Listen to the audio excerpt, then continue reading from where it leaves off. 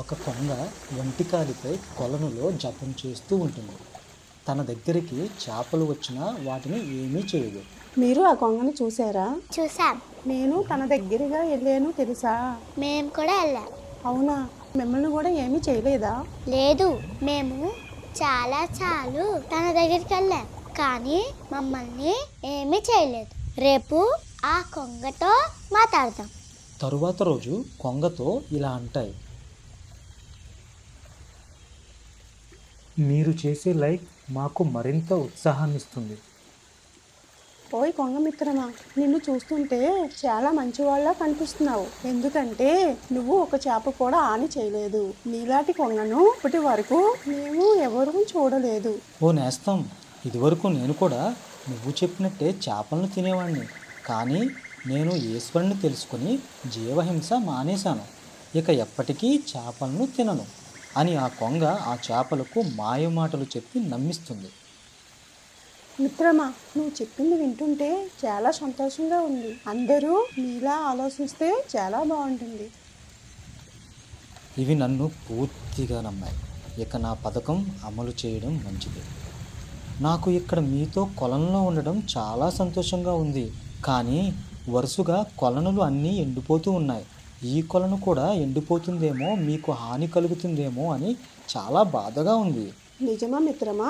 మేము చాలా కాలం నుండి ఈ కొలనులోనే ఉంటున్నాం. అటువంటి ప్రమాదం ఎప్పుడూ జరగలేదు. నన్ను నమ్మండి, నేను వచ్చే దారిలో చాలా కొలనులు ఎండిపోవడం చూశాను. ఈ కొలను కూడా కొద్ది రోజుల్లో ఎండిపోతుంది. మీ పరిస్థితి తలుచుకుంటే చాలా బాధగా ఉంది. మాకు నువ్వు చెప్పింది వింటే భయంగా ఉంది మిత్రమా. నాకు ఎప్పటికీ ఎండిపోని ఒక కొలను తెలుసు. మీరు ఒప్పుకుంటే ఒక్కొక్కరిని ఆ కొలనులోకి చేరుస్తాను. కొంగ మాటలు చేపలు గుడ్డిగా నమ్మేస్తాయి. నీలాంటి వాడు సహాయం చేస్తాను అంటే ఎందుకు కాదంటాం?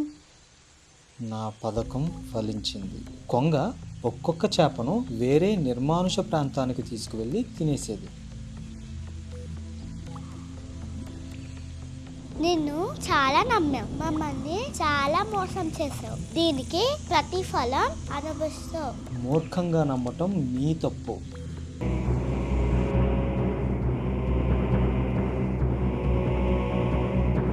అలా చేపలను నమ్మకంతో మోసం చేసి తింటూ ఉండేది.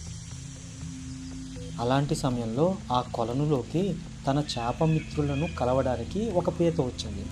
కొంగ చేపలకు సహాయం చేస్తుంది అని తెలుసుకుని, ఓ కొంగ, ఆ స్నేహితులను తీసుకెళ్ళిన చోటికి నన్ను తీసుకెళ్ళి. నా స్నేహితులు ఎలా ఉన్నారు? అక్కడికి వెళ్ళటానికి ఎంత సమయం పడుతుంది? ఎంతో సమయం పట్టదు, తొందరలోనే వాళ్ళని కలుస్తావు. కొంగ తీసుకొచ్చిన ప్రాంతంలో చేపల కళేబరాలను చూసిన పీత తన స్నేహితులను మోసం చేసి వాటిని తినేసిందని గ్రహించి కొంగ మెడను కత్తిరించి ప్రతీకారం తీర్చుకుంటుంది. నమ్మకం ఎప్పుడు ద్రోహంగా మారుతుందో తెలియదు, కనుక ఎప్పుడూ విచక్షణతో మెలగాలి. మీరు చేసే లైక్ మాకు మరింత ఉత్సాహాన్నిస్తుంది.